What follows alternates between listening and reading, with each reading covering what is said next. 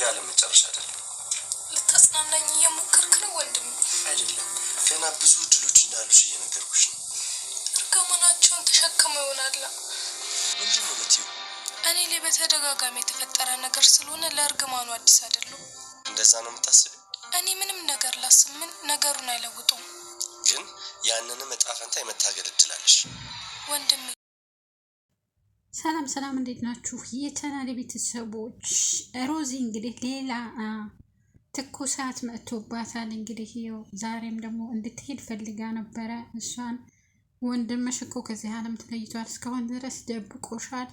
ስለዚህ እሱ ብዙ ሚስጥሮች አሉበት፣ እንደምታውቂው ማንም የማያውቅበት ብዙ ነገር አለበት። ስለዚህ አንቺ ይህን ያህል ለምን ደበቀሽ? ለምንስ እስካሁን አልነገረሽም? ቢወድሽ ኖሮ ቢያከብርሽ ኖሮ እስካሁን ድረስ ይነግርሽ ነበር ብላ ነገሮችን አወዛዘገችባት። ከዛ እሷም ያው አለቃቀሰች። ምን አለች? ሻንጧን ቆጠረች። ወደ ልትሄድ ስትል ለምን ትሄጃለሽ አላት። እንግዲህ በጣም ነው የምወዳት፣ እንደውም እኔ ሁለቱንም ወዶ እንዴት ነው የሚያደርጋቸው።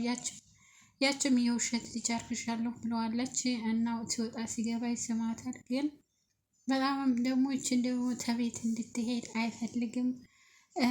በቃ ቢያቅፋት ይወዳል፣ እሷም እንደዛው። ሁለቱም እንግዲህ ሚስጥር አላቸው። ያችም የራሷ የሆነ ሚስጥር አላት፣ የሱም እንግዲህ የራሱ የሆነ ሚስጥር አለው። እንግዲህ ባልና ሚስት ሁለቱም ተደባብቀዋል፣ ሚስጥራቸውን ማለት ነው። እኔ መቼ እንደሚገላለጡ እንግዲህ አናውቅም። ወደፊት ሊገላለጡ ይችላሉ። አሁን እሷ ችግሯ ይቺ አሁን የመጣችዋ ልጅ ናት። ችግሯ ሉሊትን ትታታለች።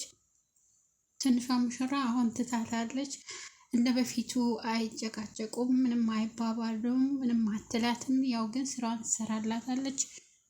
በዛ ላይ ደግሞ አንትሮ አለ። አንትሮ እንግዲህ ከበፊቱ መጥፎ ባህሪው ተመልሶ እንግዲህ ሰው እንዴት እንደሚያስፈልገው ሰው ምን ያክል እንደሚያስፈልግ አውቆታል ማለት ነው። እንግዲህ ሮዚ ከዚህ ቀደም ራሱን ብላ ጥላው ነበረ። እንደውም በቃ እሱ ከእንግዲህ ወዲያ አይነሳም ብላ ጥላው ሄዳ ነበረ። ነገር ግን ተነስቶ ሐኪም ቤት ሄዶ እዛ ታክሞ ተነስቶ ወደ ቤት ይመለሳል። ይኸው ዴቭ አሁን ደግሞ እየተንከባከበው ይገኛል። ከዚህ ቀደም እንግዲህ ሌት ከሁለት ሶስቴ ሊያስወግደው ፈልጎ ነበረ፣ ነገር ግን አላስወግደውም። ያው ተይውግድ ስለቀረ ደግሞ እሱም ጠቀመው ማለት ነው። ይህን ያደረገችበት ይኸው በፊቱ ሚስቱ ናት። እንግዲህ ሚስቱ ውሽማው ምንም ትሁን ምንም የሚያውቀው ነገር የለም ዴቭ። ግን እሱም ደግሞ ይቺ ውሽማው እንደሆነችም እንደሚስትነትም እንደጫት ምንም የምታውቀው ነገር የለም። ሁለቱም እንግዲህ የራሳቸው የሆነ ሚስጥር በቃ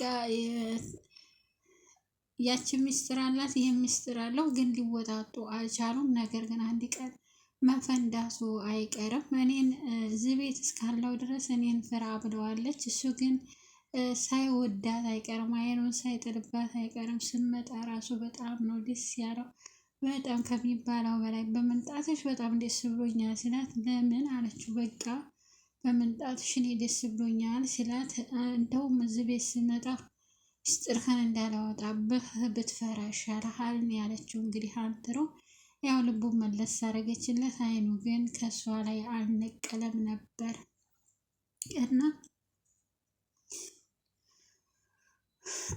በሚገርም ሁኔታ ያሳለፈችው ነገር በጣም በቃ ከሚባለው በላይ ነው። ስትማር ያው የሆነ ሰዎች አፋፍሰው ይወስዷታል። ከዛው ተወስዷን በኋላ ከሀገር ውጭ ያወጥተው ይወረውሯቸዋል። እዛ ደግሞ ለፍታ ግራ እንደገና ተምራ ትምህርቷን ጨርሳ የምፈልገውን ነገር ይዛ ወደዚህ ስትመጣ እንግዲህ ስራ ይዛ ቀጥታ ዴቭን ለማግኘት ነበረ። ዴቭ ደግሞ ባለ ትዳር ሆኖ ነው ያገኘችው። እንግዲህ ሊያውም ደግሞ የገዛ ጓደኛዋን ነው ባለ ትዳር ሆኖ ያገኘችው ማለት ነው። እንግዲህ ያቺ ኃይለኛ ነች፣ ሰው አትወድም፣ ራስ ወዳድ ናት ማለት ገንዘብ ነው የምትወደው። ሰው እንኳን አትወድም፣ እሱን እንኳን አትወደውም። ያው ገንዘቡን ስትል ነው የተቀመጠችው ማለት ያው የተከራየ ቤት አለ፣ በዛ ላይ የእሱ ደሞዝ አለ፣ የሆነ ገቢ ነገር አለ ለእሷ ማለት ነው። ስለዚህ ያንን ገቢ ይዛ እስካሁን ድረስ ተንደላቃ ስራ ትሄድም፣ ስራ የላትም ወይንም ደግሞ አነግድም፣ ምንም አትልም። ቁጭ ብላ ቤት ውስጥ ስልኳን እየጎረጎረች ነው የምትለው የምታድረው። በዛ ላይ ደግሞ ሰራተኛ አላት ማለት ነው። ሰራተኛዋ ማናት? ሉሊት ማለቴ ትንሿ ሙሽራ ማለት ነው። እንግዲህ እንደዚህ እያደረገ ጥሩ ኑሮ ስለምትኖር ስለዚህ በእሷ መሀል የሚመጡትን ሰዎች ለማስወገድ የማትፈነቅለው ድንጋይ የለም ማለት ነው። መዓዜ እንደምናያት በጣም በቃ የሆነች ሰውን እስከ ማጥፋት ድረስ ወደኋላ ማትል ናት ማለት ነው። እንግዲህ ይችም በልውሰደኝ ወደ ወንድሜ እና ሄጄ ማየት አለብኝ ብላ ተነስታ ሄዳ ነበረ። ያው ተመልሰው ደግሞ በቃ እኔ ጋር ቆይ፣ እኔ አንቺን የሚጎዳ ነገር ማድረግ ፈልጌ አይደለም፣ መንገርም አቅቶኝ አይደለም። ስለዚህ ተረጅኝ፣ ዝም ብለሽ መንገድ እንደገባሽ የመናገር የለብኝም። አንቺ በእኔ ቦታ ብትሆኝ ምን ታደርጊ ነበር ብሎ ሲላት፣ አዎ ትክክል ነበራ። ሁለቱም ተማመኑ። ወደ ቤት እንሄድ፣ እኔ ወደ ቤት ባትመለስ ደስ ይለኝ ነበረ። ማለቴ ያው ወደ የሆነ ቤት ተከራይቶ ወይንም ደግሞ ወደ ሆቴል ቢያሳርፋት በጣም ደስ ይል ነበር። ነገር ግን መልሶ ወደ ቤት ይዟን መጣ። እንግዲህ ደግሞ መዓዜና ሁለቱም እንግዲህ ያው መፋጣጣችሁ አይቀርም።